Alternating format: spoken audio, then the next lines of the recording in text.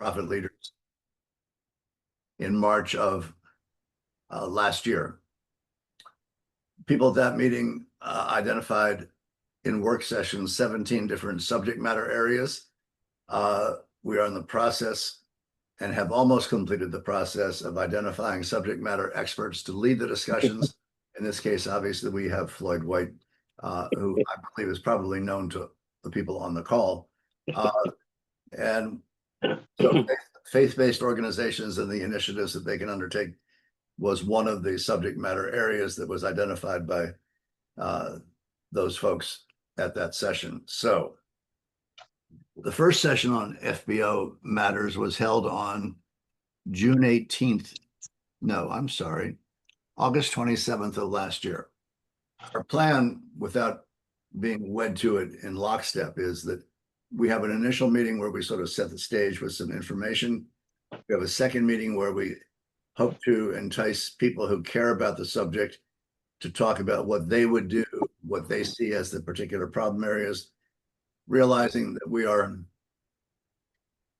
trying to understand needs and how each of these sort of silos works. But we're also cognizant of the fact that we're not going to have millions of dollars to use to address the needs that are identified. So our hope is that we end up with a half dozen actionable items that bridge a number of areas that we could seek support for, that we could go to the legislature on behalf of, and all the obvious things that go with advocacy. So we are all pointed toward March 17th of next year, which will be the third region-wide summit. That's a Tuesday. It'll be held at Rowan University, as the first two were. And we expect to be reporting on all of these needs assessment sessions. By that time, there should have been more than 50 of them. So we're delighted when somebody with the credentials of Floyd White is willing to take the lead in terms of how the discussion goes. Floyd, well, I wouldn't do you justice in terms of an introduction. He is the president of the Woodland Development Corporation. Obviously, he has a I don't even know what to call it. I was going to say a practice, not practice.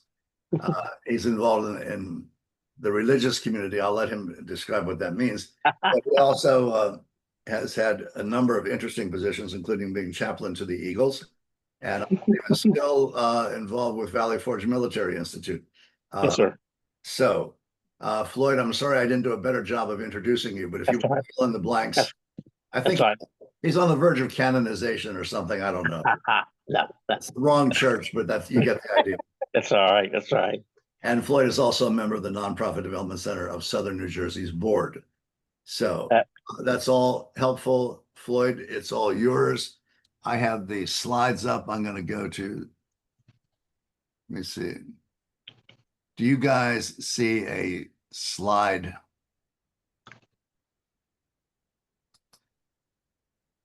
What to consider when applying for grants, yes. You see that? Yes. All right, Floyd, it's all yours. All right, thank you, sir. Thank you, everyone, for being online. I'm Reverend Floyd White. I'm also the pastor of the Woodland Presbyterian Church in Camden and have been there for about 38 years. I'm retired military, both Air Force and Army, 37 years. So, you know, when I think about what we're doing today, I think about strategic planning and things of that nature. So I want to step back and say that Woodland Community Development Corporation in 1997 was one of the first faith-based institutions in the state of New Jersey to receive funding.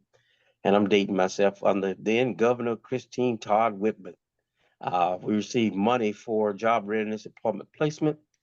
And strategically speaking, in Camden, we were looking for employment opportunities for Camden residents. So we worked on that. And when we worked on that, we actually placed about 60 people in jobs in Camden City.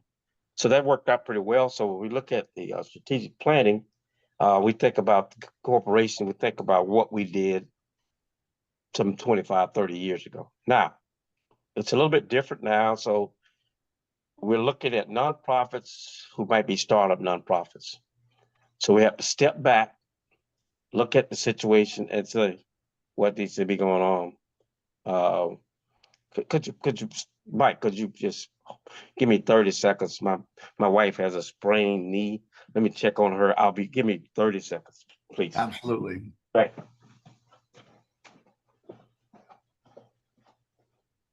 Sounds like she should be on the Sixers roster. If she has a sprained knee, she won't be ready for the regular season. All right, I'm ready, sir. I'm back. Okay. That's my wife. I believe in God's goodness. We were coming back from Florida last hour, getting ready to pack the van and things of that nature. My wife fell down the steps. So it wasn't just a job, it was an adventure to go to the emergency room and things of nature, 10 o'clock in the morning. But we caught our plane, so God blessed us, and she's doing pretty well now. So thank you for that. But what I want to talk about again was, when we think about the nonprofit piece, we literally have to think strategically but live spiritually. Okay, what does that mean in the grant world? Well, some people have the tendency to kind of chase grants and not really know what they're going to do once they receive the grant. So if you think about what to consider when applying for grants, the first slide up is Mike, finding the right grant opportunity. You see that one. Government, federal, state, local grants for public service. In the past, we had a Camden County drug and alcohol grant, and we worked that for about 4 or 5 years. And we only had the faith-based grant for about 3 years. So we recognized that the government grant process would probably run out one day. And so we began to look secondly at the private foundations. They were a little bit easier, focused on mission alignment issues. For instance, right now, we are planning a celebration for a Tuskegee Airman, Eugene Richardson. Dr. Richardson is from Camden, New Jersey, left at 17 years old. He's actually a pilot, class 45A. Learn how to fly by going to look at air shows at the old airport circle. So it originated with me being a military guy. I said, okay, I think I could take this and have a celebration for him and bring in the military and civilian, just applaud him. 100 years old, plus he's from Camden. So consequently, I'm thinking, and I approached one of the private foundations that had a veteran grant, put in the specifics of what I'm doing with veterans, and add an addendum that I want to carve out a couple $1,000s to have this mission for him. So we look at the grant application, we make sure it matches up to what they're focusing on, and then we apply for the grant. The corporate social responsibility, CSR programs are specific in nature, where I think PSE&G just had one. We applied for that. It was a grant, public service grant. We apply for it every year, maximum 15,000. We usually get about $1,000, and that's specifically for our youth development program and / veterans. So right there is how to identify and align funding sources. If you're doing veterans, if you're going to do veterans population, you're not going to go after youth development funds. So I want to stop right there and see if there are any questions. I'm going to move it kind of slower. Are there any questions at this time? Thank you. Be grant ready. In the old days, people call you up, say, hey, there's a grant available next week, and we need you to be part of the collaboration. Well, you had a few times to get together with the committee, and it was always fun. And 9 times out of 10, we didn't get the grant, but being around the table with people was always fun. And that's what I missed because of COVID, just sitting around the table with people, seeing what they do and how we could be supportive of them. So we would put together grants, but in the organization assessment, we had our mission. And in Woodland's case, the mission is always the same.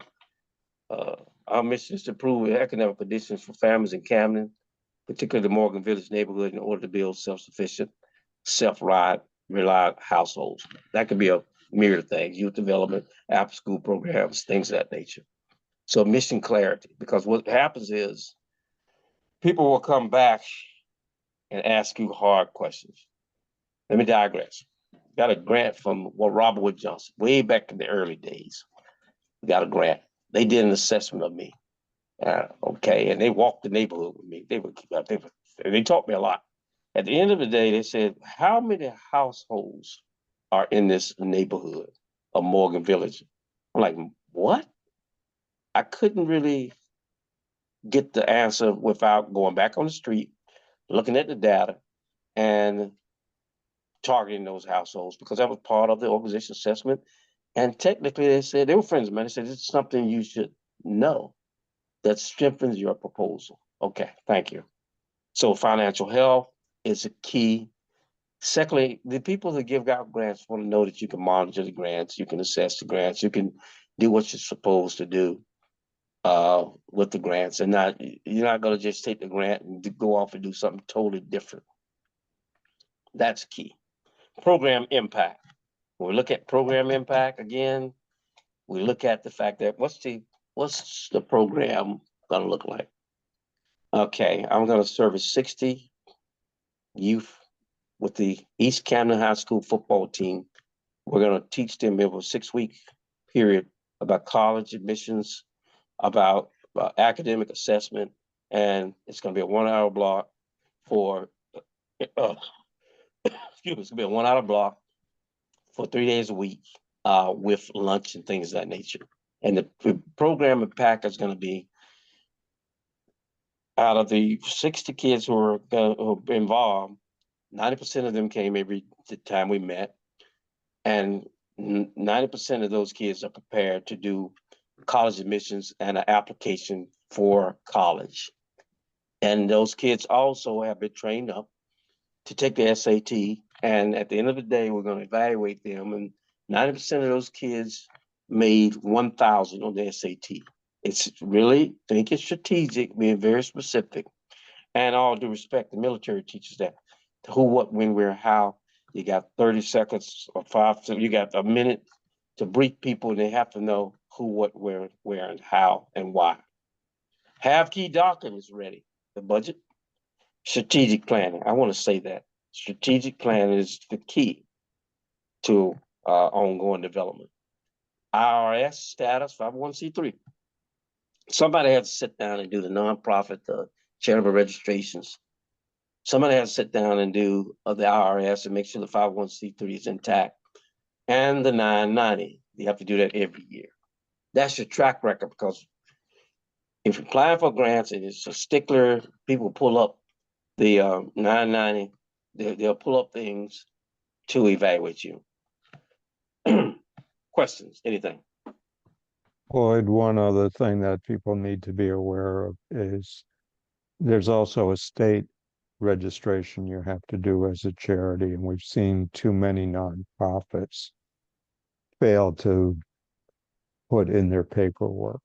Yeah, it's called. Yeah, He mentioned that, Ira. Yeah, we got caught with that. The first faith-based initiative grant, we were experimenting statewide. We were in the training and all that stuff, but excuse me, one of the things that was left out was charity registration. People knew nothing about it. And in order to apply for state monies, we had to actually go ahead and put in all the paperwork. And that was before they released any dollars, because they were checking the blocks, because this is 1997 when they were talking about the faith-based initiative. We wanted like first class in 1997. So yeah, that's key. And that builds a track record. It's like a promotion package, man. If your picture's not in there, if you're not competitive, you're gonna get passed over. So it has to be in place. And somebody needs to check that, the board, outside people. I've got outside friends who are JAG officers in the military, who are lawyers, say, hey, check this and tell me what you think. And they'll check and say, hey, Floyd, I'm not an expert on this, but this is left out, because it becomes a systemic process. Build a grant calendar. January, I look at what grants we apply for, April, June, September, and then look at the budget and say, this is the money that's coming in between now and April, and this is what we're doing, and make sure you pay attention to detail on that. And track the deadlines, eligibility criteria, especially the deadlines. I'm like Mike Wilman, man. I wake up at 4 o'clock in the morning and say, wow, is that grant past me? He's calling me at 4 o'clock in the morning. I'm a military chaplain. What are you calling me for? Let's check the grant, but I'm just kidding about that. So seriously, there have been times when I woke up at 2 o'clock in the morning and say, did I process that application?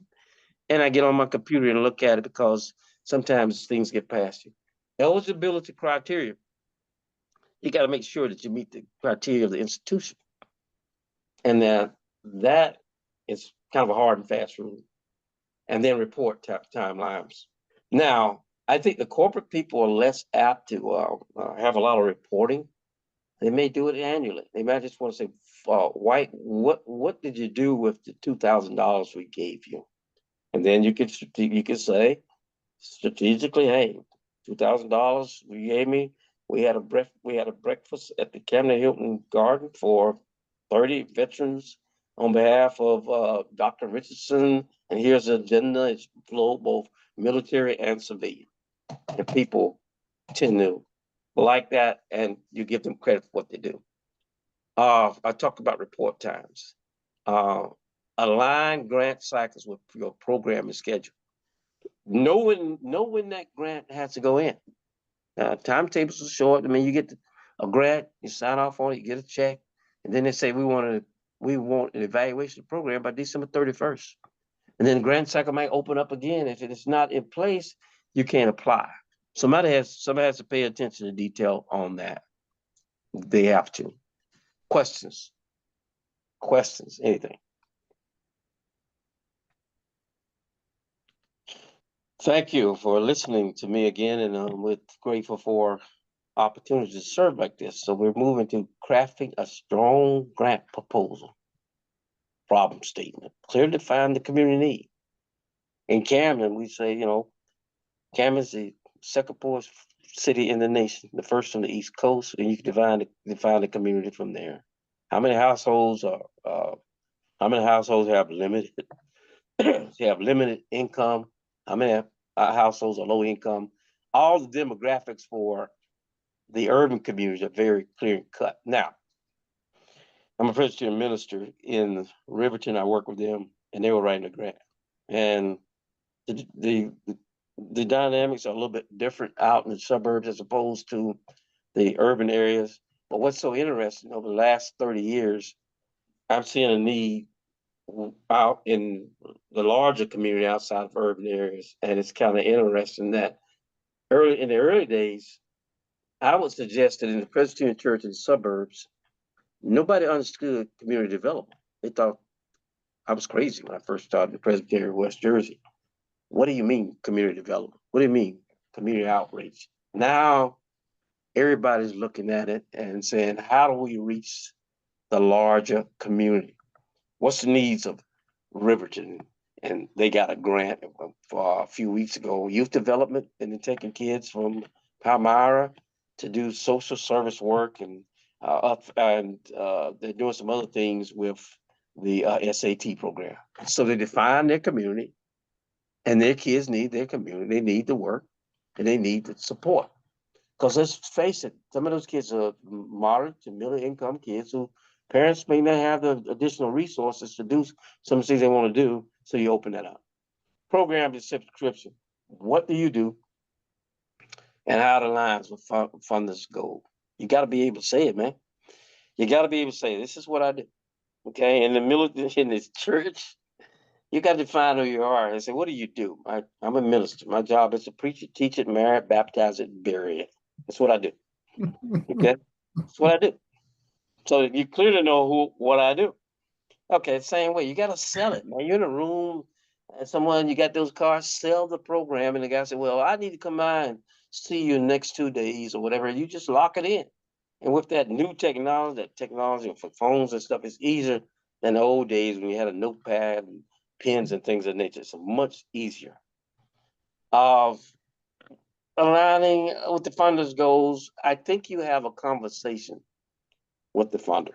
Okay, this is a real live mission. Paradigm shift, Holman Automotive. Okay, Holman Foundation. Steve Holman, retired.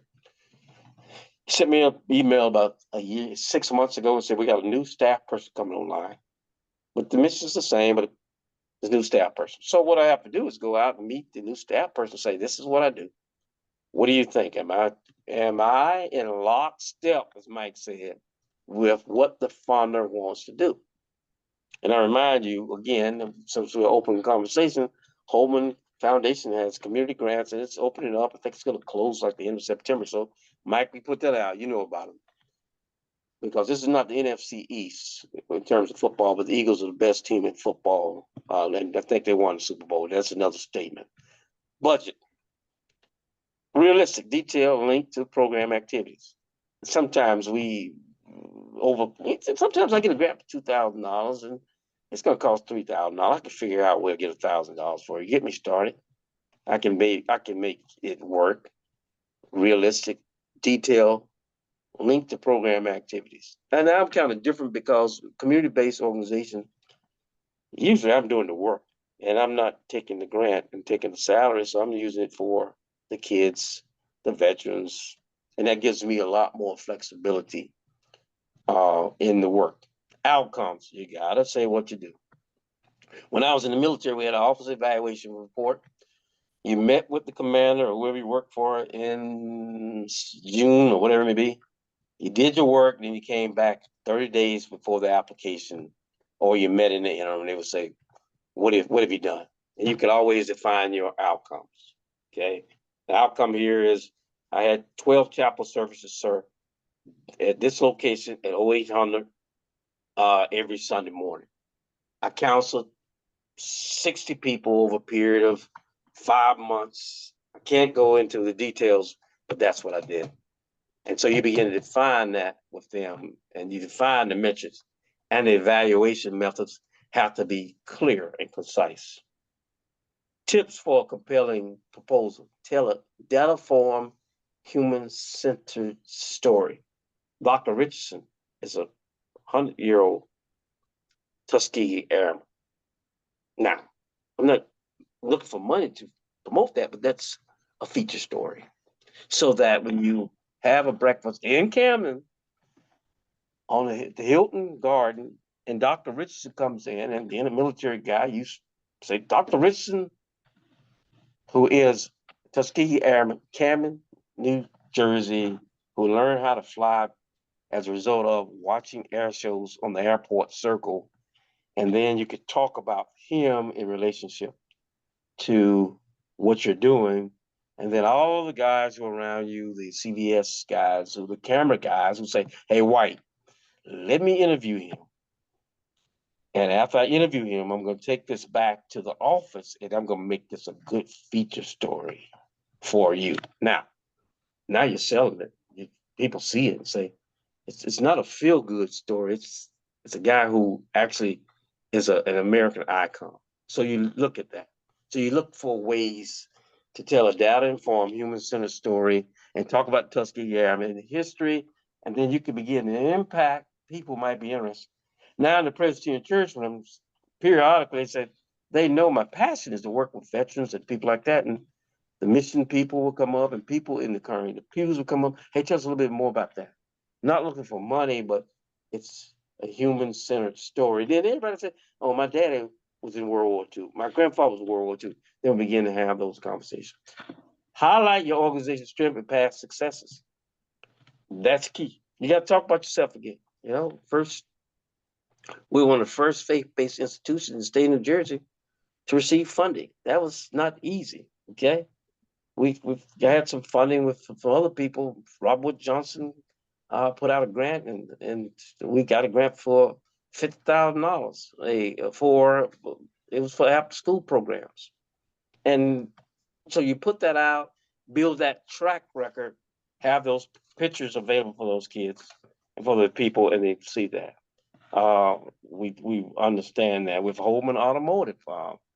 Our SAT program, we've been gotten very well. We've talked about that. One of my kids made 2,200 out of 2,400 when they had the 2,400 standards. One of my kids again in the after school program, the SAT program, Marcus Phillips, right quick, comes up to me, African American male track athlete. He said, hey, son, what do you want to do? I said, I want to go to West Point. What? Okay, don't worry about it. I think I know how to do that. We got him in at West Point, and he graduated. He comes to my banquet. He gives me great praise. Reverend White's the This thing's sliced bread. He talks about me. He's got me glaring. And he says, he's a young boy. I said, you can't say that, son. He got me in West Point, even though the deadline had passed. Son, you can't say that. You can't say that. So we think about that. Highlight your organization's strength and past success. Be transparent of some of your challenges. Yeah, that's key. Because in a place like Camden, you really are very, very challenged with a lot of things, but you have to be specific. Tailor each proposal to specific farmers' interests and languages. You just have to tailor that proposal specifically, again, specifically, farmers' interests and language. And if you get bogged down, you call the funder, say, can I have a conversation with you? Send an email and things of that nature. Questions at this time. I know I've been talking for quite some time. I want to step back before we talk about managing the grant cycle. Any questions? Excuse me. Floyd, a Mike, comment anything in the for, chat? Go ahead, sir. one comment for you. Go ahead, sir. We've seen a shift from the funders in one respect, and you talked about outcomes. They're also asking now what's going to be the financial impact of your program. So Mhm.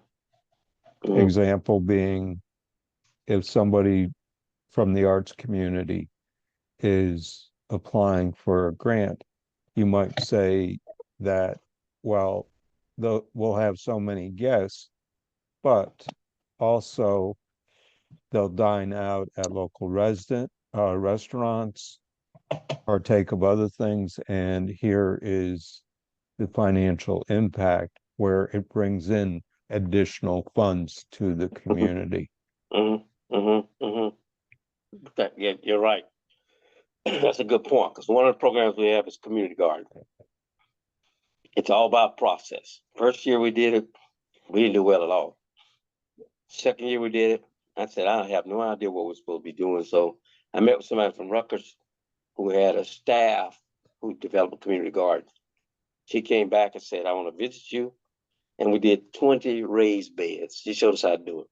Next year, 3,000 pounds of vegetables, tomatoes, all that stuff. And what was combat multiplier was it enhanced our food pantry, that we were able to move from the the piece about perishable items, 3-day perishable items in bags, to that, as well as to give out fresh foods and water to veterans and people of that nature. That helped us. And at the time, Investors Foundation came by, did a walkthrough, took a picture in the garden, and it took that, and we were successful to get more grant money from them because the staff person saw it, and it was practical. 3,000 pounds of vegetables weighed, given out to low-income people in East Camden. Now, I wanted to do it because I'm a Southern boy. I thought it was good for us to have a garden, and the raised beds was very interesting. That we learned a lot, and we took those 15-year-olds and developed that garden, snapped a picture, and beyond the grant, Ira, we taught them a real work ethic. Son, you got to work hard in May, during spring break, then they come back in June and July. They go, wow, we did that. So it's a work ethic, and you can't put a price tag on it, because now you see those kids out in the neighborhood, they go, man, remember the time we worked that garden, and this is what happened, because it's really hard work. And secondly, let me say this. We took some kids from Haddonfield, needed a service project. They came, did the same thing. Different community, Mike. I mean, you guys showing up in tennis shoes and shorts, and like they're going to play tennis. I'm like, nah, man, we're in the dirt today, and it became a conversation like that. But we taught them the value of working and saying this is how it really works. So that's key. Anything else, Ira? You're muted, Ira. He's muted. Yeah, there we go. Sorry. Okay. No, you've covered a lot of the key points, and just again, being able to show those outcomes becomes so critical to the funders and to what you're doing. It helps you to design your programs better also. Hi, this is This is Debbie Duncan with the Center for Nonprofits. I want to follow up on what you're saying. Because yes, so much of what nonprofits accomplish in their communities may not be quantifiable. Yeah. But it can be in terms of just some of the things that you're saying, and it's really important to do that. The Center for Nonprofits has been working with the Council of New Jersey Grant Makers, and we have a program called Doing Good Better. And I just put the link in the chat.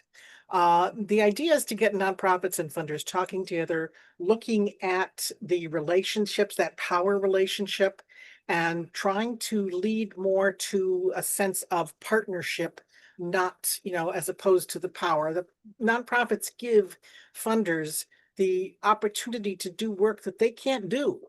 Right. It really is something that we need to look at it not in terms of, oh, please give us some money. It's, hey, we're doing some good stuff, and if you want to be on board, you support us.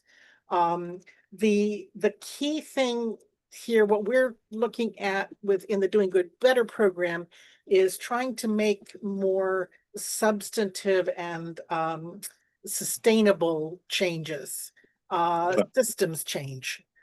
First of all, just getting getting funders to look at how they're doing things.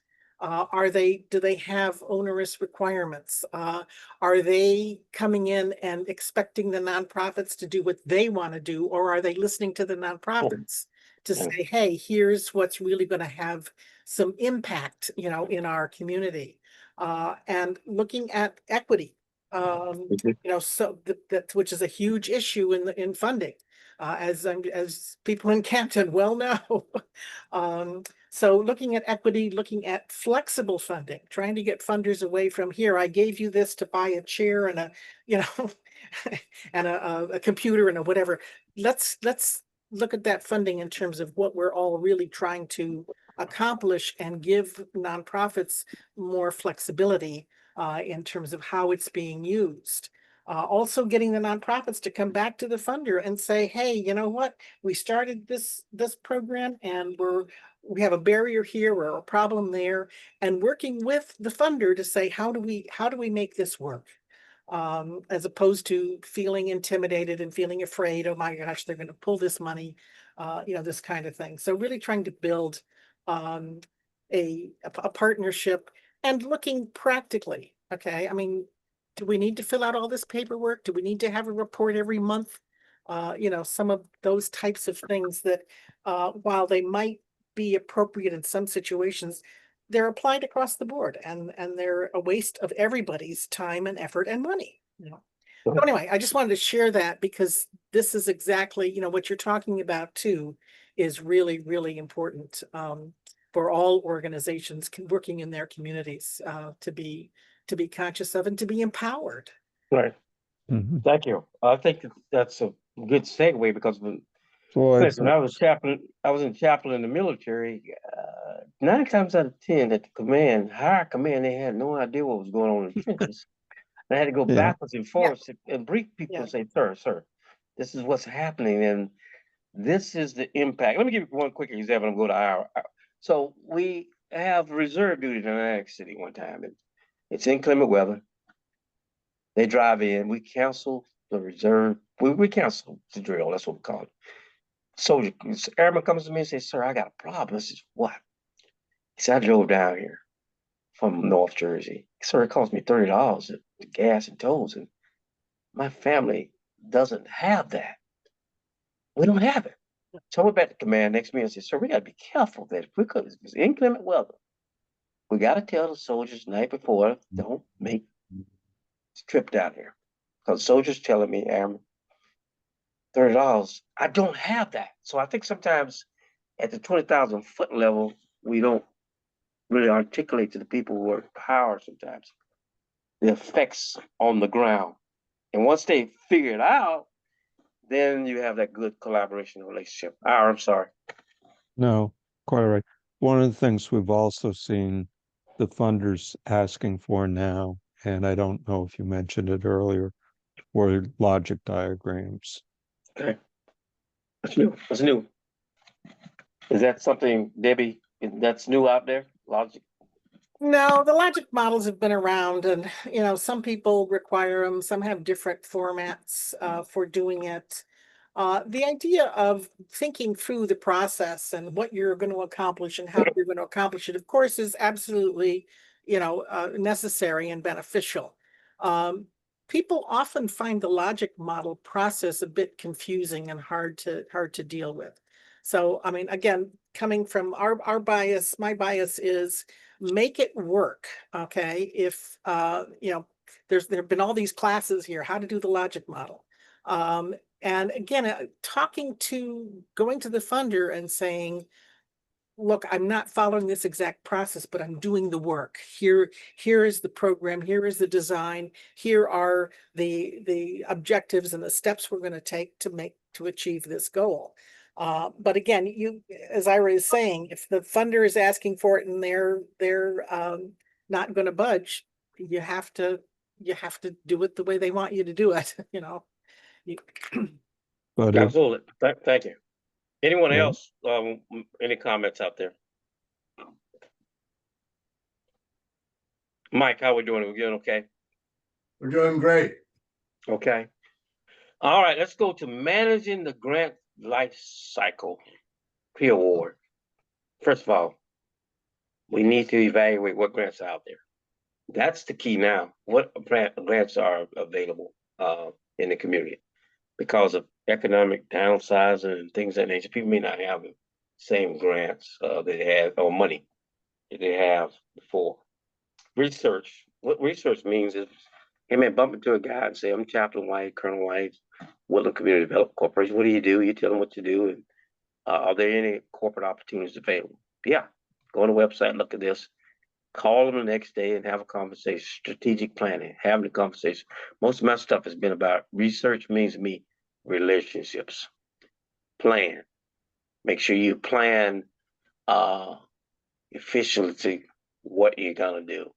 Draft a proposal. When I draft a proposal, I send it out to some folks who pretty sharp people who don't even know anything about the nonprofit, but they're able to look at the proposal and they rip it apart. Because I try to get guys who have no idea what I'm really doing. They know it, but look at this. And some guys are like legal guys, just friends of mine, military guys. Look at this. What do you think? Once you receive and acknowledge the funds. A few years ago, I received a grant. I said, they're going to mail a grant. I said, they're going to mail the grant funding. I drove all the way up there. He said, nobody does this. Well, I said, I want to just see where you are and let you know and sign off on it, and got the grants and drove back down the turnpike. No problem. Clarify terms and reporting requirements. That's key. Clarify that. Make sure you clarify what you're doing in the grants and reporting requirements, and write that down. Send an email to yourself. January 1, January 20th, grant, Holman grant. I got to have that in. April, I got to have this grant in. And that's what we need to do is we think about managing the grant cycle. Post-award, implement, track progress, submit reports. Post-award means thanking them. Thank you for the opportunity. Thank you for the grant. Look forward to having further conversation with you. If I need to do a midterm report, I'll meet you at the diner. We have a conversation. We'll submit the reports. I'm preparing myself for the next grant year. Now, let's stop. You got to be careful. Sometimes they may change the whole process. So you need to track those grants and audit what you're doing in terms of not a physical financial audit. Look at those grants and see if anything's changed in the upcoming years. Sometimes it's a change in leadership. Sometimes it's a change in philosophy. Sometimes they're doing veterans instead of youth service or community outreach. And sometimes they're doing gardening, okay?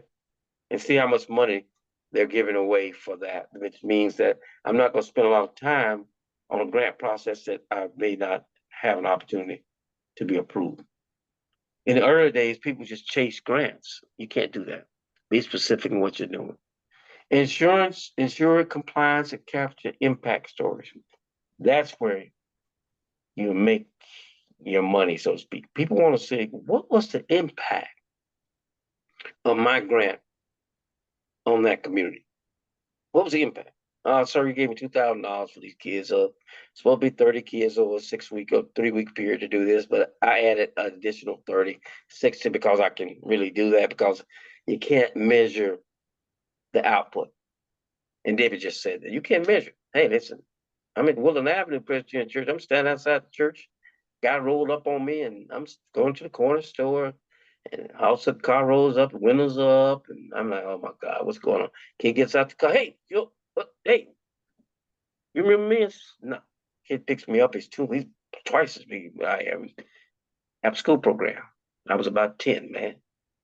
You don't realize what you did to me. You taught me a value system that never goes away. I said, okay, that's good. However, he said, you walk across the street to get a Pepsi, aren't you? That's all you do is drink Pepsis. I said, yeah, you still know me. I said, let me get on your case. Stop rolling up on me with those windows tinted. Oh, there you go. There you go. I said, well, you know what? I don't know what you're doing. Well, he wasn't doing anything negative, but get a new car. I don't really doing that stuff. So it's those type of lessons and learning that you talk 30 years later. I'm talking to kids in the community who said, after school program. I don't remember you, man. But I remember the fact that we set the standards high.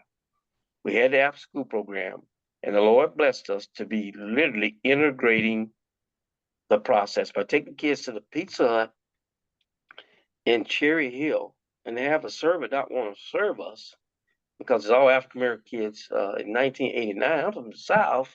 I told the kids, okay, here, I'm not going to argue with them. This is what I'm going to do. They said, what are you going to do? I said, well, I went to my parking and gave a $50 bill in advance, and nobody else got service because we were able to break that down and say, kids, there are going to be times when you're confronted with adversity, but you handle it a little bit differently. So that's one of those stories you can tell.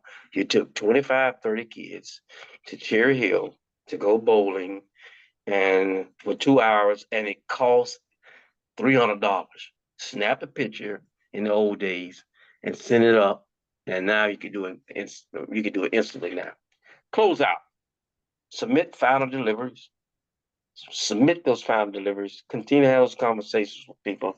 Reflect on the lessons learned and prepare for the future funding opportunities. With Woodland, we've had a lot of opportunities over the years. We had WSFC Foundation, PSC&G, TGX, Santander, Investors Foundation, M&T Bank, Holman Automotive. We've had a lot of people support us over the years, and that money goes back to servicing the community and not me. So we are thankful for opportunities to talk about what to consider with applying for grants. The takeaway is, Mike, we can bring more people together in the future and maybe have a little quick class for people who are interested in taking to the next level, recognizing that the data is key and to bring people together to say, this is how you do this work. That's what you need to do. Now, the only thing I'm going to say, controversially, nonprofits and people have to get out of this idea that somebody else is going to do the work. You got to do the work. You know, guys who are serious about nonprofits, when you say to them, this is what you have to do. Grant applications, 501c3, nonprofit charitable board meetings, minutes, 990s, it's a lot of work.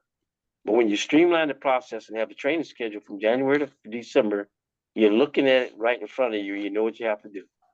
You know exactly what you have to do to sustain the mission for future operations, which sounds like military, but you got to sustain the mission, and you got to know 1 June 2025, I got to have this grant application in, or this, I got to have the report in, because next year, if the report isn't in, the board around the table is going to look at it and say, well, they didn't report last year, so we don't know if they need the money. So I'm Reverend Floyd White, a pastor of the Woodland Presbyterian Church. Also, God has blessed me to be the work with the Woodland Community Development Corporation, and we are grateful that God is with us in what we do. And when we are faithful in the mission, great things will happen and we can become a moving target for the glory of God. I'm going to end by saying this. This is interesting that I'm from Lancaster, South Carolina.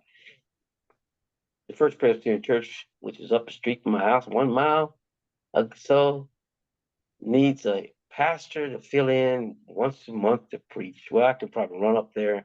And it's funny, I get a call from Jimbo Howie, friend of mine. That's Jimbo. How did you become clerk of session, man? I don't know, but Jimbo is an NFL official. Saw him a couple of times in Philadelphia calling games, and we had a conversation. So I think August 10th, I'm going down there to preach for him. I believe in the goodness of the Lord in the land of the living. And the sermon I have right quick is 65,000 of my favorite friends in Lincoln Financial. I look up Jimbo Howie standing in front of me, number 37. Breast Cancer Awareness Day. I said, I'm going to walk to the wall and just yell at him. I'm walking to the wall right behind the visiting team, and he starts walking towards me. I'm saying, how can he see me? Well, it's Breast Cancer Awareness. Suddenly, somebody dropped a towel, and Jimbo picked it up and walked straight towards me, I thought, and gave the towel to a young girl. And I yelled, Jimbo. And he goes, Floyd. And he runs back on the field. 65,000 people, Mike, in a stadium. And a guy who grew up with me, breast cancer service day, because he's a breast cancer survivor. Now I'm going to be preaching to him on August 10th, 2025. And I'm grateful as I conclude, because I'm glad that he retired, because he missed a lot of calls when the Eagles played. Thanks be unto God for opportunities to serve. He calls the defensive back, and I called him up the next day and said, my guys are getting mauled, man. Where's the flag at besides in your pocket? We had a good time and we're grateful, but he told me, as I'm going to end up with this, he said that the crew that he was on always prayed before the game. And when they were evaluated, they 9 times out of 10 had the less negative evaluations. God is good. We take those type of things to think strategically, live spiritually. We manage the grant cycle. We do what God requires of us. We say what to consider when applying for the grant. We can see a live grant that's available to Holman. We can probably convene the community and see who wants to apply and talk to the staff people. Mike, thank you again for opportunities to serve. Thank you for what you do with the nonprofit community development piece. And confession is good for your soul, not your reputation. I do have $100 for you for the nonprofit, so you can meet 100% compliance on giving, so you won't be talking about me in Camden and Malton and places. Colonel White, I can't really introduce him, but he never gave me the $100 he's going to give you. You heard it now, and now you reach 100% compliance. Thank you again. This is exciting.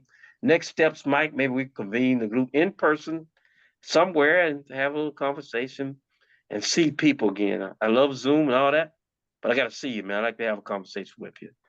Thank you again for opportunities to be here. And the mission has changed. It's changed drastically. It's a new day. Let me tell you this, and I'm going to be quiet. I went to Ponzio's the other day, Saturday morning. I was like, man, there was a time where it was just packed. Mission's changed. There's other people competing for the same personnel.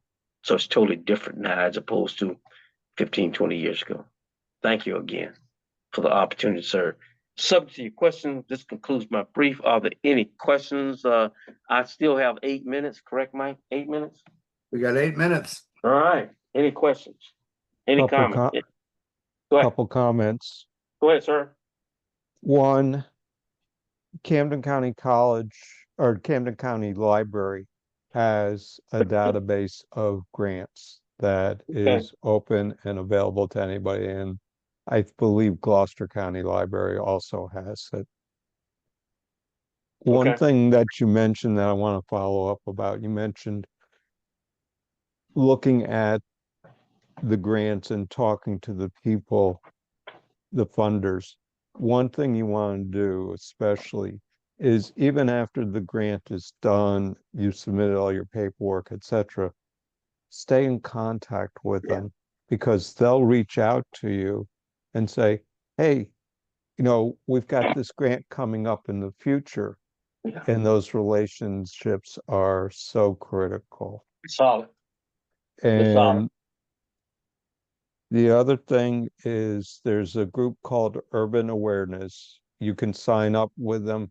They will regularly send out notices about grants throughout the Okay. country. So, and that is a free service. I missed one thing that you said, Floyd. Yes, sir. Did you already have the dinner for Eugene, or are you No, sir. It's planning? supposed to be. It's September 18th, 2025. It's going to be on the Pennsylvania side. We're working on the final registration thing, the final announcement. So we're trying to get that venue straightened out. We'll have that nailed down by Friday. And Mike, I'll send that out to you. I'll Terrific. send that to him. I'll give you a copy of that because we're gonna just for you, Mike. I'm gonna do a complimentary ad for you, just for you, because I want people to know who you are and Tuskegee Airmen, your old Camden guys. And some guys again are get the gravy. I know Mike for like 20 years. And who needs a free complimentary ad for $100 that I'm gonna give him? How do you do that? How do you get a complimentary ad? I'm gonna give you $100. It's Mike Wilmer, so that's what we do. Any idea on the timing of that? The actual event, Yeah, September 18th, 2025. I know, but what time? I apologize, probably 11 o'clock. And yeah, that creates a problem. I'll keep you posted. Eugene's I'll an keep you old posted. friend of mine. Okay, well, you can be my guest, man. Come on. You can sit with me. Come on. Unfortunately, I'm going to be airborne at that point in time. Oh, how providential that you're airborne. Eugene, listen, Eugene Richardson was at a briefing, man. I'm sitting there, and he says, when I was in Camden, I was at Camden. I left when I was 17 years old. And his dad was a minister at Baptist Temple in Camden, New Jersey. And left at 17 to go to Tuskegee. And he said, I wanted to fly an airplane because I used to sneak to the airport circle to see air shows. And now I'm researching. I always wondered at the pub, why was the airport circle? I'm like, man, there's no airport here, but now I know. And so, I'll send you a full set of slides showing it to you. That's one of thank the you. things that I play with my students with. Thank you. See, that's what we need. See, Mike, how it works? I see. I can take that, and it becomes a combat multiplier to show that to you. I can show that to the Woodrow Wilson High School football team and say to them, listen, man, I believe I can fly. Think about it, guys.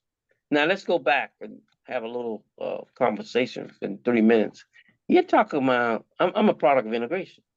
You're talking about segregation, man, breaking away at 17 years old to go to an air show where particularly probably all white people. Yeah. And now he's flying.